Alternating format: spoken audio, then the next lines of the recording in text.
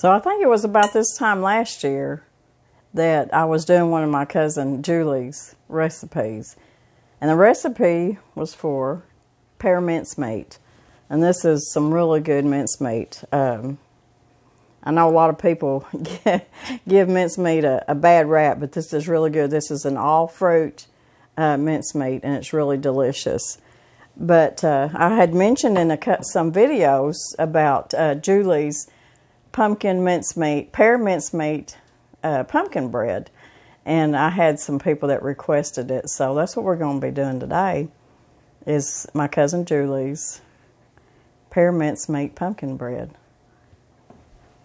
We're going to get started with our dry ingredients. It's about 3½ cups of all-purpose flour. We need 1½ teaspoons of salt.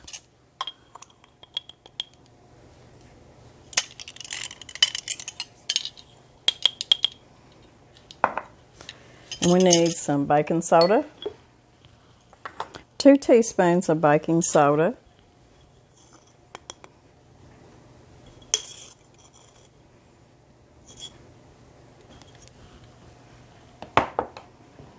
Let's see, we need 1½ cups of white sugar, white granulated sugar.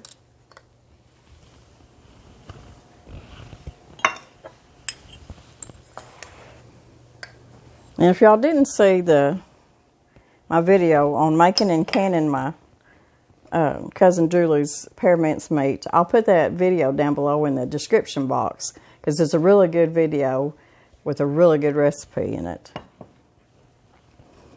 Now we're going to put 1½ cups of brown sugar. You can use light brown sugar, you can use dark brown sugar, either one.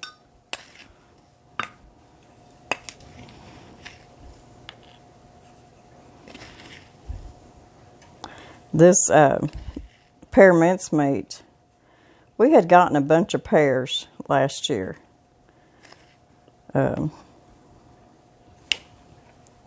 So I was glad that I had this recipe, because we made pear butter, pear preserves, pear cake, pear pie. Actually, me and Mr. Brown, we kind of favor pears more than we do apples, even though we like apples. So we got 1½ cups of brown sugar.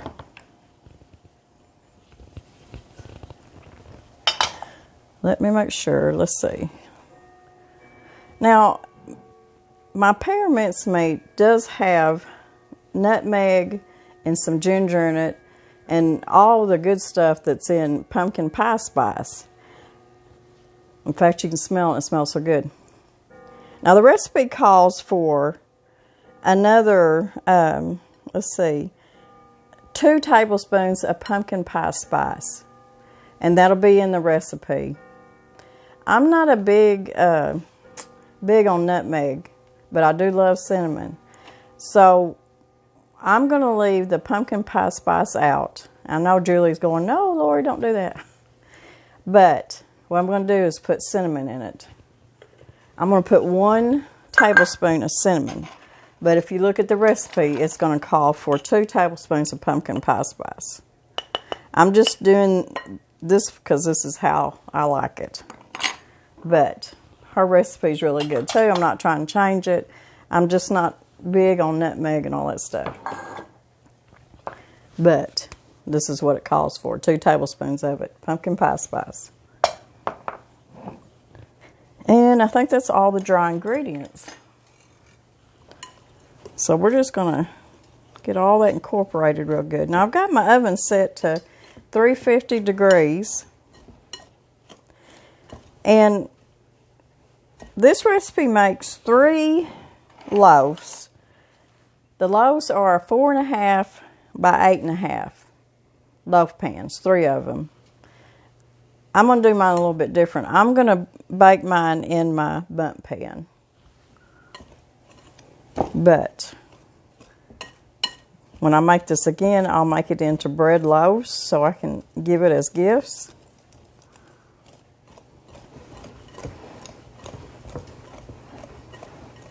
But I thought I'd just do something a little bit different and put it in my bundt pan. You can do either one. And I'll have the size of the loaf pans down in the description box too with the recipe. Okay, that's all of our dry ingredients. Let me look over it, make sure. Okay, we need 4 eggs.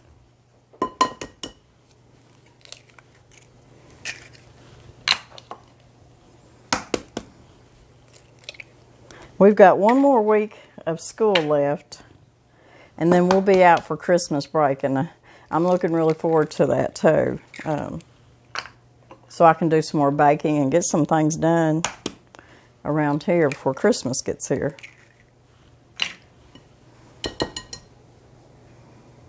We've got 1 cup of oil. You can use, if you use vegetable oil, canola oil, or whatever oil you use. I'm using peanut oil is what I'm using.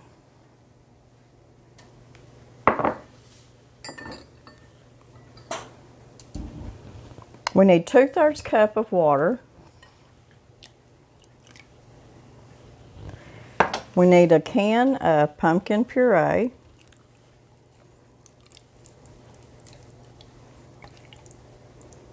You know, pumpkin is a very healthy squash to eat. Of course, all squashes are good for you. Pumpkin is very high in fiber and protein. It's just it's really good for you. Okay. We got our pumpkin in, we got our oil, our water, and it calls for 1.5 cups of your mincemeat. So I'm going to make sure that I measure this out. This right here is even good warmed up on a hot biscuit too. It's got apples and pears. It's got, well, I ain't going to tell you. You have to go watch. You have to go watch my video if you want to know what's in it. I think Mr. Brown kind of liked this pear mincemeat too. Okay, that's 1.5 cups of our mincemeat.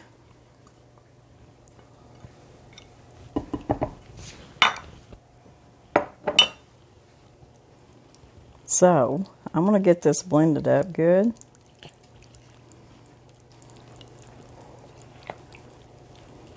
And it's a pretty big bowl of pumpkin bread.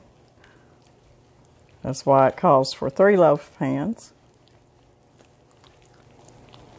And if I feel like my bundt pan's getting a little bit too full, I may pull out one of my little bread pans.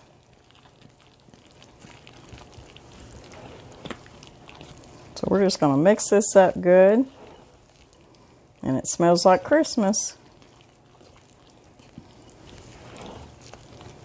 My cousin Julie, she's such a good baker. She bakes, and people request her cakes and her pies and her breads for especially around the holidays, because she just really good baker. She does excellent cakes. Well, she's just a good cook. It don't matter what it is. I hate her cooking. And she knows how much we love her and miss her. I miss all my Texas family down there. Our Christmas is going to be a little bit different this year, just like Thanksgiving was. We're just going to kind of hold tight, you know, and not get out and about and not congregate too much. But we will be seeing our kids and our grandchildren, and that'll be our Christmas, which is all I really want. It's all we need. We just have to stay safe as much as we can. I've got a cup. It calls for a cup of pecans. I'm going to use walnuts. I've got some English walnuts here. And I'm just going to fold those in. I like pecans, but seems like the older I get, for some reason, I'm starting to like walnuts better.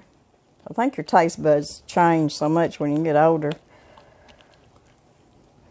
I'm not a big fan of black walnuts. I know a lot of people like them, but I do like English walnuts. And nuts are so expensive. But I think I've got this blended pretty good. And like I said, the recipe will be down in the description box below the video.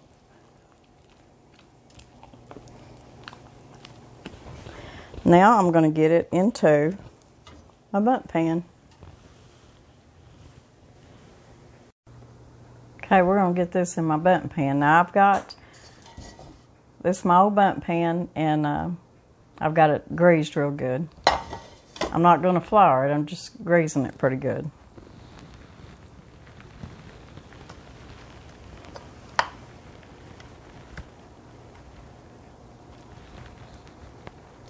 And I hardly ever can do this without making a mess, as you can see.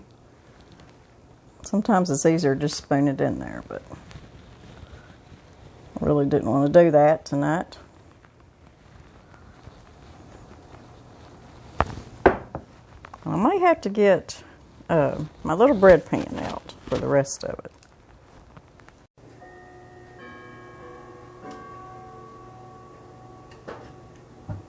Clock's chiming. Okay, we got our batter in our bundt pan, and then I went ahead and put the rest of it, because I didn't want to get this too full. And this is just one of them little full loaf pans, and I can give this one away or just stick it in the freezer, either one. I'll probably give it away. But so we got some in here too, and I just oiled it good. So we're going to get these in a 350 oven for about 1 hour. In my oven, it took about 50 minutes, and it's done. This pumpkin bread is so good. It's a really good way to use your homemade pear mincemeat.